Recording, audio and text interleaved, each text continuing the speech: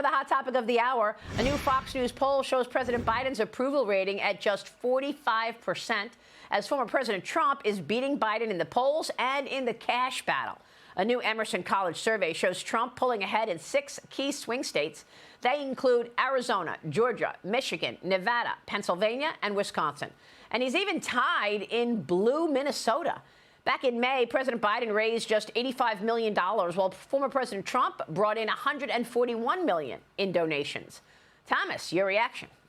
Well, this is great news for President Trump, of course, and I think it was quite funny to see the huge amount of donations he received after being convicted. I think at one point they were pulling in about $2 million an hour, which, of course, upset all the Democrats. I think the entire charade of fake prosecution backfired on them massively.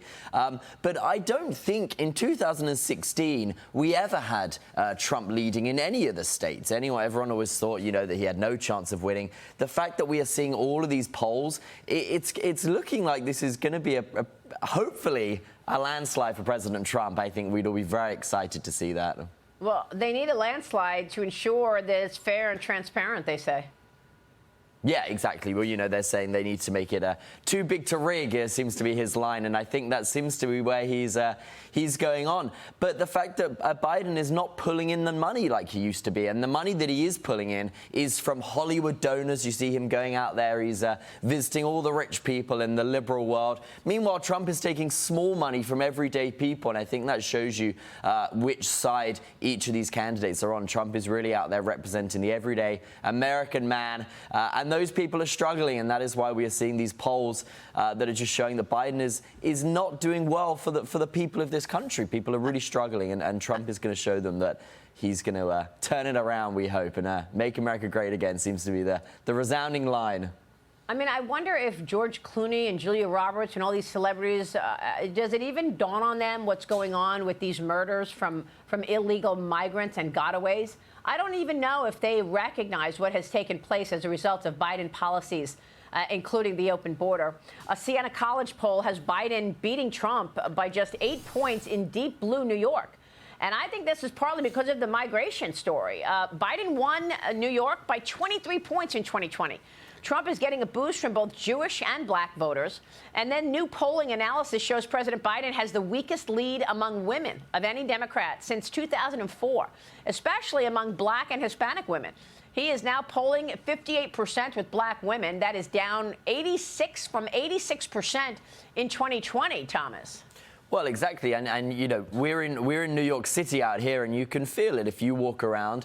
We saw those videos of the women being punched randomly in the street. The city has become quite scary for women, so I can see why. But can you believe President Trump is out there hosting rallies in the Bronx? Can you ever imagine that a Republican candidate would be doing this? I just went out to Detroit to see President Trump speak there, and it's the same thing in deep Republican, Democrat Detroit. We might see becoming more and more Republican because people are realizing that the Democrats have not been doing much for the black community, and of course the Jewish community are finding that they are very much on the side of Hamas, which is very scary for the Jewish people. So. Yeah, I mean, John, it's pretty clear that there is reason to panic on the Democrat side as President Trump goes into these real deep blue regions and is garnering a big crowd. Thomas mentioned the South Bronx. He also went to New Jersey. He's going, obviously, Minnesota. And now we're less than a week away from the first face-off between the two. President Biden and President Trump will debate next Thursday. Biden won the coin toss by calling tails, giving him the option of podium choice or selecting the order of closing statements. Biden chose his podium position. So lucky for Trump, Trump will get the final word. John, your thoughts? I think in this debate, Trump has to stay close to script. That's going to be very important. And when they go ahead and mention how Trump is a convicted felon, Trump has to counter that charge by noting how a large number of legal authorities on jurisprudence claim that this was a sham trial.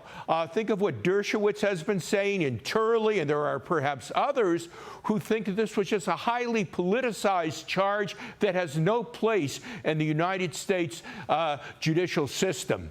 And don't get excited. Be calm. Don't get angry. Try not to get angry at least, and don't focus too much on Donald Trump. Relate to the American people how damaging the Biden administration has been to the American people, both domestically as well as the damage Biden has done to America's standing in the rest of the world. Yeah, and Thomas, you know, the other day I saw a clip of Jake Tapper at CNN, and he said something like, look, in the 2020 debate, Trump raised the fact that the Biden family took in money from China and from others, and Biden said he didn't take any money from them, but now we know he did. Biden lied. So Jake Tapper said it. I'm wondering if he brings it up at the debate, or do you think CNN basically put that off limits? He's not allowed to talk about any money that the Biden family has taken in. Well, of course he won't. They won't bring up any of these sorts of things. And you know what? I always wonder, what happened to all those fact checkers? Remember the fact checkers that seemed to be everywhere during the Trump administration? They all seem to be, they disappeared. But, you know, and I don't think it's fair that they're doing this. They're going to mute the microphones when the other candidate, you know, when Biden is out there saying all of these things that we know he does, sort of, you know, wanders off and says random things, Trump should be allowed to question that. But I don't think we're going to see a fair debate, but we'll see. We'll see. You don't? Okay, well, we'll see. We are all going to be watching that, that's for sure. We are just getting started.